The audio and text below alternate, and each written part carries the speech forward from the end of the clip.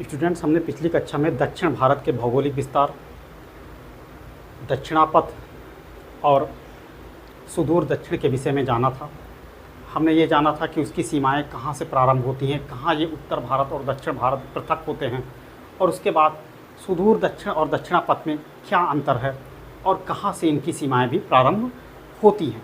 इसके बाद हमने ये जानने का प्रयास किया था कि वस्तुतः दक्षिण भारत के इतिहास की शुरुआत कब से प्रारंभ होती है और इस इतिहास के हमारे पास स्रोत क्या क्या हैं। आज हम इस कक्षा को वहीं से आगे बढ़ाएंगे और हम इसके विषय में विस्तार से जानेंगे कि दक्षिणापथ और सुदूर दक्षिण और दक्षिण भारत का जो इतिहास है वह किस प्रकार से ज्ञात किया जाता है और भारत में इसका कितना महत्व है और इसके लिए हमारे पास क्या क्या स्रोत मौजूद हैं। ठीक है, हम शुरुआत में दक्षिण भारत का नक्शा बनाते हैं और उसी के माध्यम से इसे समझने का प्रयास करते हैं।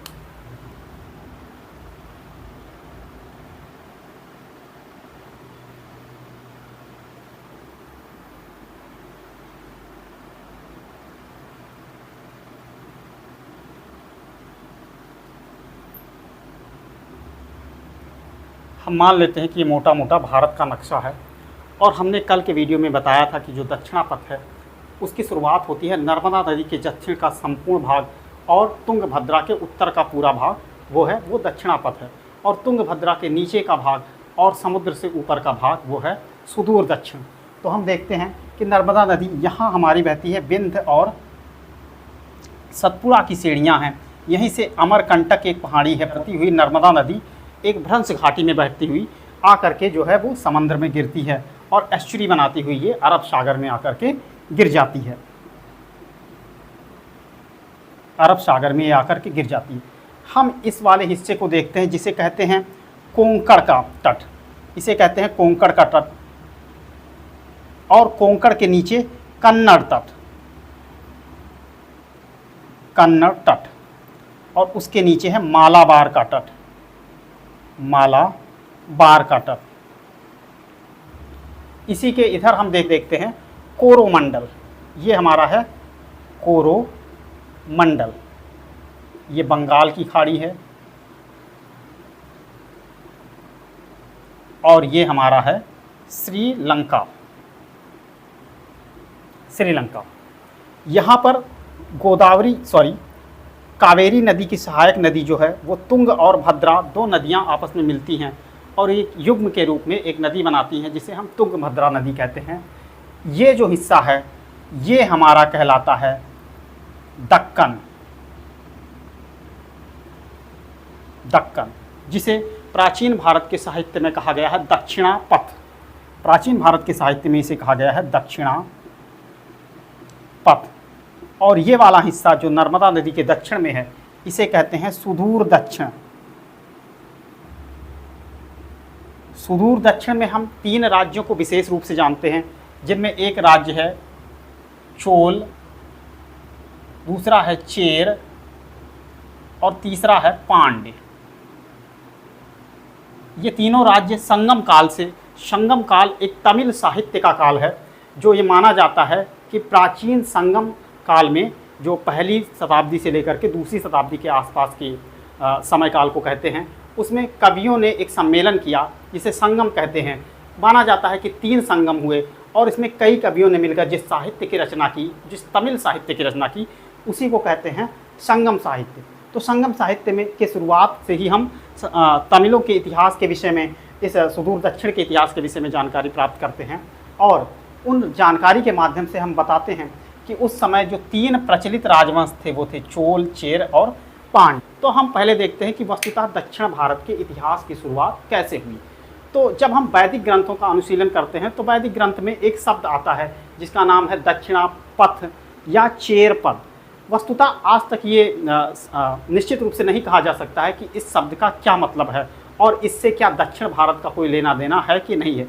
सामान्यतः यह स्वीकार किया जाता है कि पूर्व वैदिक आर्य दक्षिण भारत के विषय में अनभिज्ञ थे। पाणिनि को भी दक्षिण भारत का ज्ञान नहीं था। पाणिनि ने एक बहुत ही संस्कृत व्याकरण की बहुत प्रसिद्ध किताब लिखी है जिसका नाम है अष्टाध्यायी। ठीक है, सर्वप्रथम जो है वो क्या है कि वर्तिका, जिसके कात्यायन की एक रचना है वर्तिका, जो कि एक तरह का ग्रामर का ग्रंथ है। तो उसने ही सबसे पहले चोल, चेर और पांड्य राज्यों का वर्णन किया है। कात्यायन की ये जो रचना है वर्तिका, ये 4वीं शताब्दी ईस्वी की मानी जाती है। तो साहित्यिक रूप से हम मोटा मोटा ये मान सकते हैं कि 4वीं शताब्दी ईस्वी पूर्व तक हम दक्षिण भारत के ये 3 मुख्य राजवंशों के विषय में उत्तर भारतीय साहित्य में देख पाते हैं, चोल, चेर और पांड्य के विषय में। ठीक है, इसके बाद हम देख पाते हैं कि जब मौर्यों का एक विशाल साम्राज्य स्थापित हुआ तो कई सारे ऐतिहासिक और अनैतिहासिक जिसमें साहित्यिक रचनाओं का सूत्रपात हुआ। इसमें प्रमुख रचनाएं हैं मेगस्थनीज की इंडिका में पांड्य राज्य के विषय में वर्णन किया गया है और बताया गया है कि पांड्य राज्य के जो रानी है वो हेराक्लीज की पुत्री है। हेराक्लीज समथिंग ये माना जाता है कि जो प्राचीन रोमन देवता हैं उनकी पुत्री है। ठीक है, इसी के क्रम में हम क्या मानते हैं कि जो कौटिल्य ने अर्थशास्त्र की रचना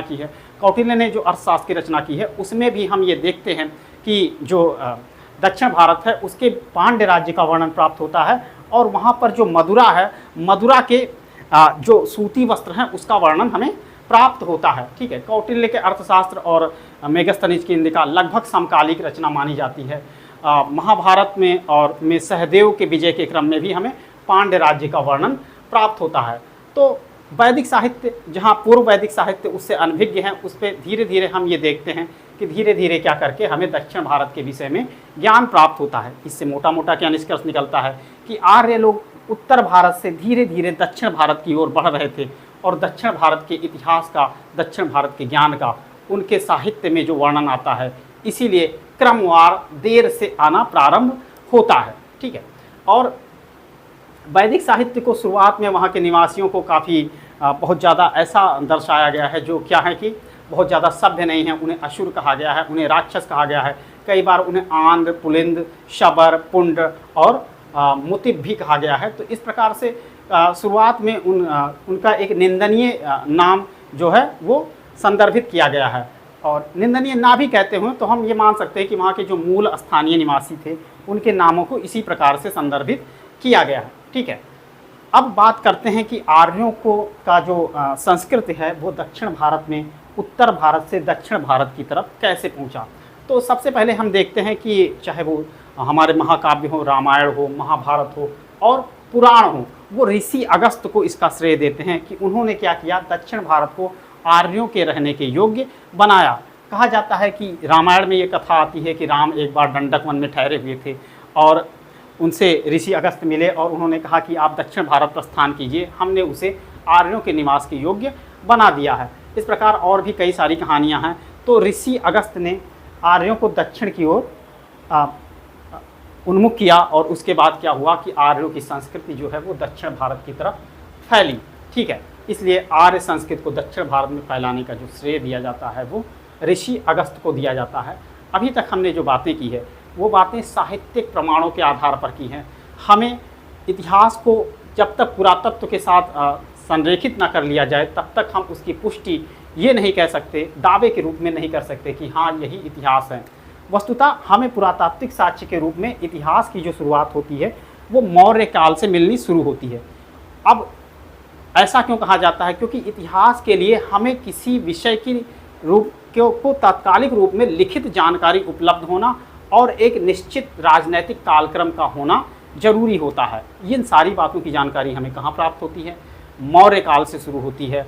और हम देखते हैं कि मौर्य काल में पुरातात्विक साक्ष्य के रूप में अशोक के व्यापक शिलालेख हमारे सामने आते हैं। ठीक है, तो अशोक के शिलालेख आते हैं और मौर्यों और उनसे पहले नंदों के काल में हम देखते हैं कि दक्षिण भारत के राजनीतिक इतिहास की शुरुआत हो जाती है। स्वयं भारत के इतिहास की शुरुआत भी इसी तरह से होती है।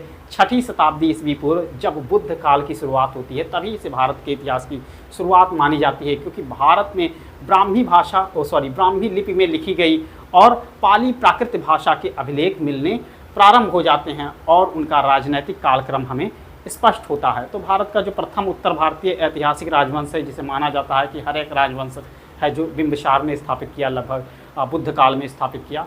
लेकिन दक्षिण भारत के इतिहास के विषय में हम जानकारी जो प्राप्त करते हैं, सबसे पहले जो जानकारी प्राप्त करते हैं वो नंदों के विषय में प्राप्त करते हैं। तो नंदों ने संभवतः कलिंग को जीता, जिसकी जानकारी हमें महामेघमान राजा खारवेल के हाथी गुंफा अभिलेख से मिलती है कि उसने कलिंग को जीता और कलिंग में एक नहर की स्थापना की और वो जैन की प्रतिमा, जो जैन आचार्य हैं उनकी प्रतिमा उठा करके मगध ले गया।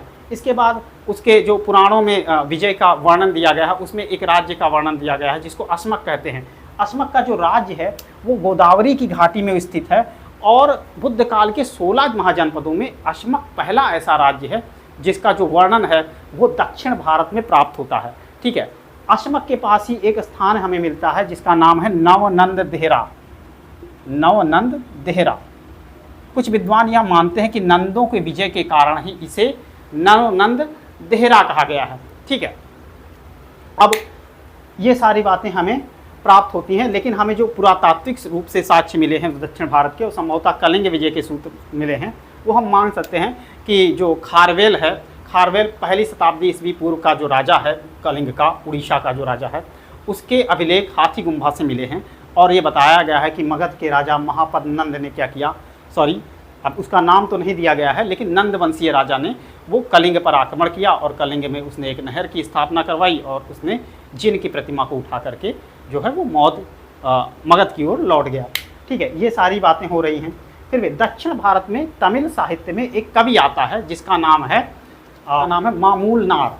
मामूल नार ये बताता है कि जो नंद हैं, नंद वंश के राजा थे, उनके पास अतुल संपत्ति थी और नंदों के अतुल संपत्ति जो है वो काफ़ी बहुत ही चर्चा का विषय था। लगभग सारे लोग, सारे इतिहासकार ये जानते हैं कि नंदों के पास एक अतुल संपत्ति थी।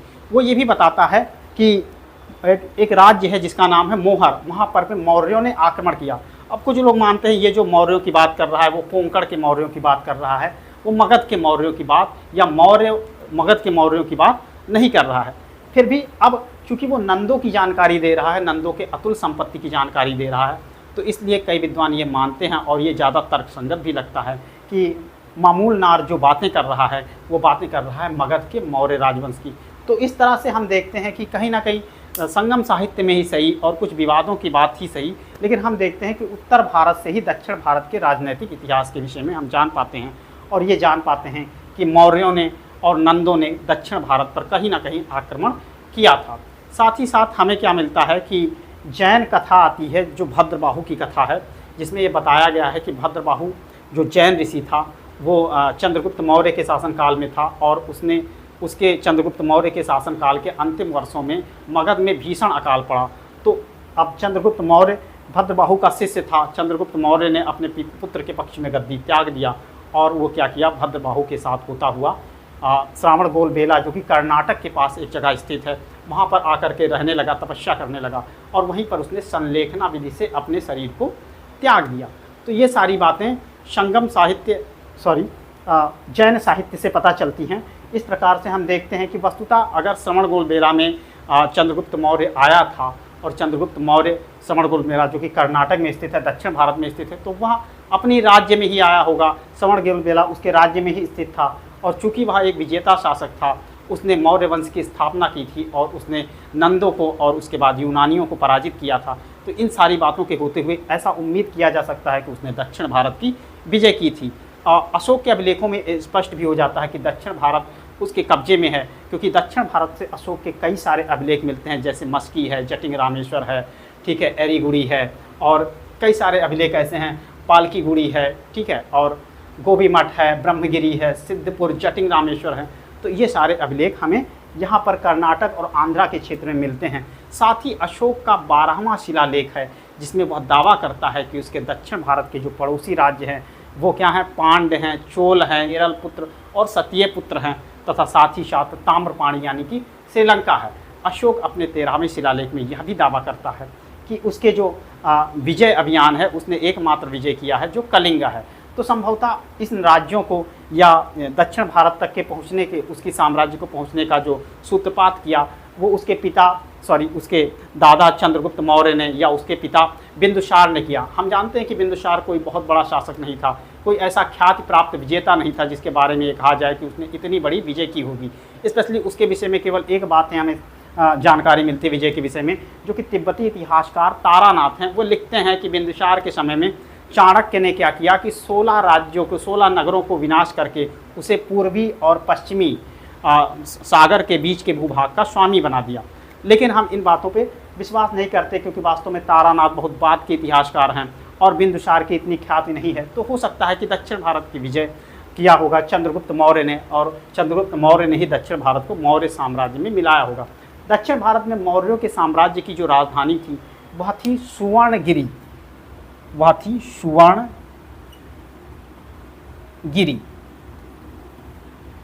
तो इस प्रकार से हम देखते हैं कि दक्षिण भारत के इतिहास की शुरुआत कैसे होती है। दक्षिण भारत के इतिहास के विषय में हमारे पास क्या क्या साधन हैं, में कितने पुरातात्विक साधन हैं, कितने साहित्यिक साधन हैं, और किस तरह से ये इतिहास का प्रारंभ होता है। तमिल साहित्य की शुरुआत कब होती है, हमने बताया कि पहली और दूसरी शताब्दी की ईस्वी में, जबकि संगम काल जिसे कहा जाता है, और वस्तुतः ये क्या है, तमिल कवियों का एक सम्मेलन है। माना जाता है कि 3 संगम हुए थे, जिसमें दूसरा और तीसरे संगम की ऐतिहासिकता पूरी तरह से सिद्ध है, और इन कवियों ने मिल करके संगम साहित्य की रचना की, जिसमें वहाँ 3 राजवंशों का वर्णन हमें मिलता है, चोर, चेर और पांड्य का, उनके युद्धों का, उनके प्रेम कथाओं का, उनके सामाजिक जीवन का, और इस तरह से तमिल जीवन पद्धति का भी हमें ज्ञान प्राप्त होता है। लेकिन वो पहली और दूसरी शताब्दी की बात है, ठीक है। उसके बाद क्या होता है, उससे पहले ही हम देखते हैं कि नंदों और मौर्यों के काल में दक्षिण भारत में धीरे धीरे आर्यों का प्रसार होने लगा था। और साथ ही साथ ये भी देखते हैं कि महाभारत है, रामायण है, पुराण है, ये बात का श्रेय देते हैं कि दक्षिण भारत में जो आर्य संस्कृति है उसे फैलाने का श्रेय ऋषि अगस्त्य को है, ठीक है। तो ये सारी बातें हमने देखा दक्षिणापथ क्या है, हमने देखा सुदूर दक्षिण का है, सुदूर दक्षिण के जो राज्य हैं, और दक्षिणापथ को जो हमने देखा कि प्रारंभ में इस पर मौर्यों का और नंदों का प्रभाव भी रहा है, ठीक है।